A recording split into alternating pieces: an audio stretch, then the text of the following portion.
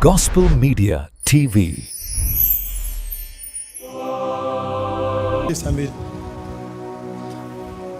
Luke chapter 14 verse 23. Japhet wants me to talk on the compelling power. So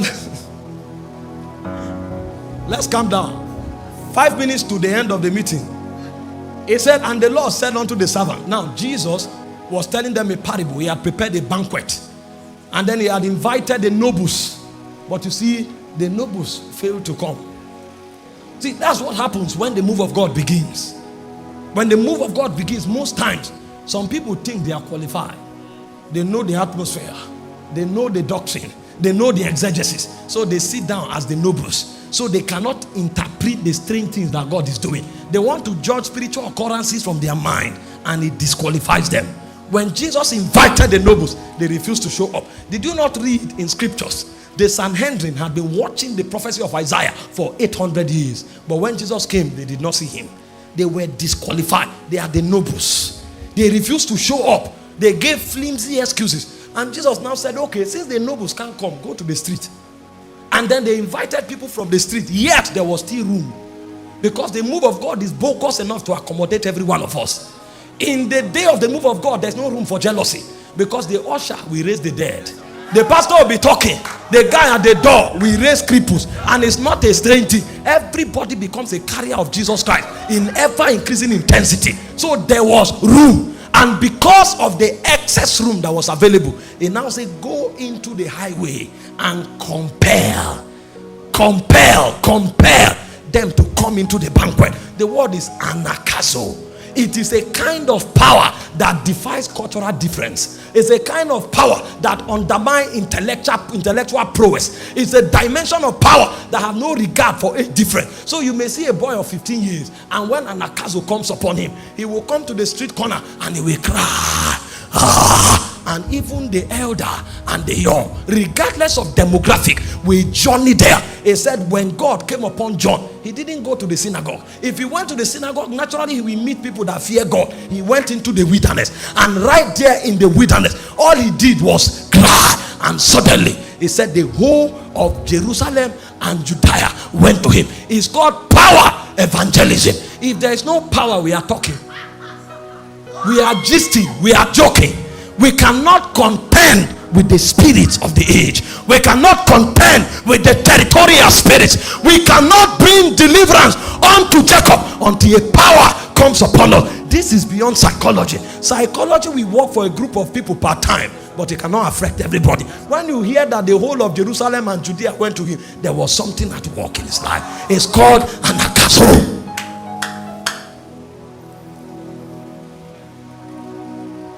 That's why when I want to move in the spirit, I say off every sound. If it's not working, it's not working. Because people can hear sound and fall down. How about the man who is deaf?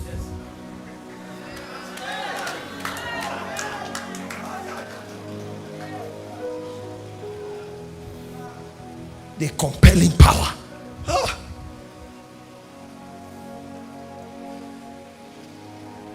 In Psalm 66 verse 3, it says, say unto the Lord, how terrible are thy works. That's the kind of power we are talking about. It says, through the greatness of thy power, thy enemies submit themselves to you. They were not advised, they won't hear it. They were not motivated, they won't hear it. They were not manipulated, they won't hear it. The only thing that will cause them to come on their knee and to worship him before the cross is through the greatness of his power. He said, through the magnitude of thy power, thy enemies had no choice. See, they tried other alternatives, it didn't work. When God begins to move, they come with gossip, and then the power is too strong, and then you graduate from gossip, and then they go with negative expectations and prophecies. It will soon fail, don't worry. And then you go beyond it, and then they come with direct confrontation and persecution, and then you still go. When everything is done and dusted and it doesn't work, then they come to you and say, I celebrate you. I celebrate you. Through the greatness. It's not English language that takes men there. It is something in God called power. He said in Exodus 3:20, I will strike the whole of Egypt with my signs and with my wonder. Then then he will let you go. Nothing moves until power is released. That's why I said the gospel is not excellency of speech. He said, when I came unto you declaring the counsel of God, I did not come with excellency of speech. I came with a demonstration of spirit and power. If it is divine agenda, the number one thing is power. If power have not manifested, the compelling force will not be there. They will hear you, they will enjoy your message, they will still go back doing what they are doing. The Bible said when David became mighty in God, he said daily men joined themselves to David until his host became like the host of God. His host, that was a man. His host became like the host of God. Who was David? A boy in a family of 8 that was forgotten. When God came to the family through the prophet, they didn't think he was worthy. They looked at him, they said, no, if God wants to use everybody, it can't be David. David doesn't look like it. Eliab had stature. They had different credentials. David had no credential. He was in the backside of the woods. But when the time came, he was the one God nominated. And when that power came on him, whether he was educated, it was not a factor. Whether he was popular, it was not a factor. Whether he was learned, it was not a factor. Power was the foundation of reality. And when Saul wanted to kill him, David did not run looking for fraternity. He was in a cave called Adullam. And to make things worse, it was not soldiers that came to David. I thought the troop he commanded in the army of Saul will come to support him. They neglected him. He said 400 broken and battered men who were in debt. 400 broken and battered men who were in debt. These were the kind of men that came to David.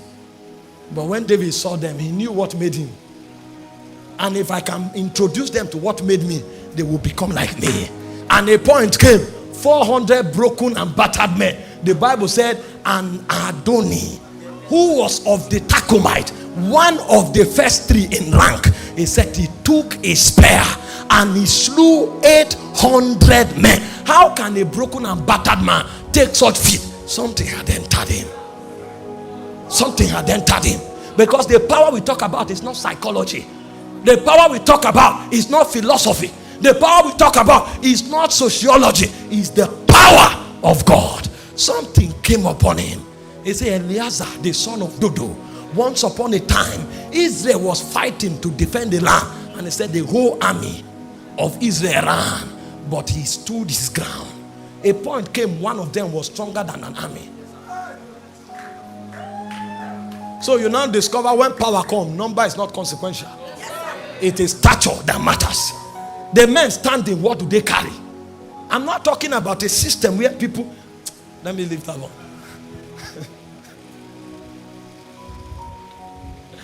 When I talk the subject of power, I talk it passionately, because I did religious Christianity for a long time, until in 5 years 6 people died in my house. 5 years. And now discover power is not English language. I discover power is not title. It's better not to have a title and have power than to have titles without power. The demon will make a mess. 6 people died in 5 years. What was going on? I realized there was something lacking. The day power came, the gate was shut.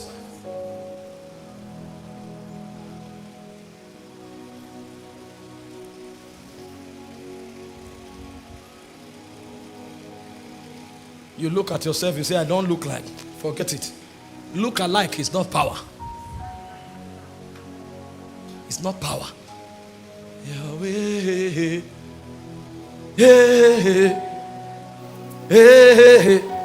The disciples were with Jesus for 3.5 years. Jesus trained them. They knew how to lay hands. They knew how to lay legs. But it was different from power. It's not how hands are laid. It's not how legs are laid. It is what backs the action that matters. And the point came when they were threatened. They knew they needed power. So they prayed for empowerment. That's what will change this world. Forget this complex English language talking. Forget this packaging without power. I'm not against excellence. Come on, take a look at me. But without power, you are naked. No matter how well arrayed you are, Without power, you are naked. It may not be obvious to men, but in the spirit, it's very obvious. Every spirit we know. Because when you speak in the spirit realm, the first thing they say is, by whose authority? By whose authority? Who told you you can do what you are doing by talking? How dare you? Do you know the realm you are talking to? This is a realm of thrones. This is a realm of princes. This is a realm of dominion. This is a realm of power. Who told you can read a textbook and come to give command here? By whose authority have you come? There must be something backing you up. And until you can touch that realm, you can shake nothing on ground.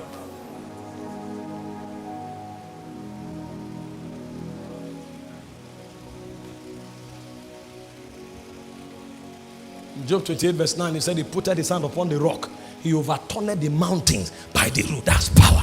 That's the power that compels. They sent men to arrest Jesus. They came. And Jesus was talking normal. He didn't even know people came.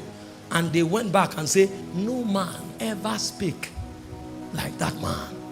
There was a power that arrested them. And they went back. They would rather disobey their superiors than dare touch that stranger. They would rather disobey their pastors than dare touch that stranger. That's the subject we have come to consider.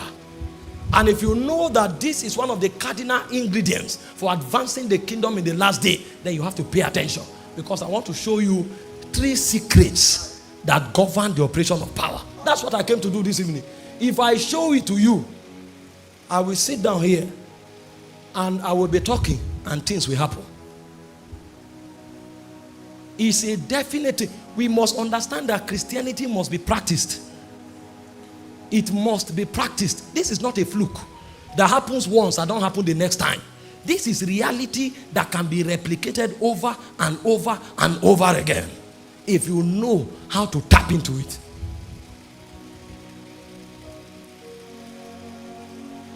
Yahweh, Yahweh, hey, hey. Yahweh, Yahweh, hey, hey.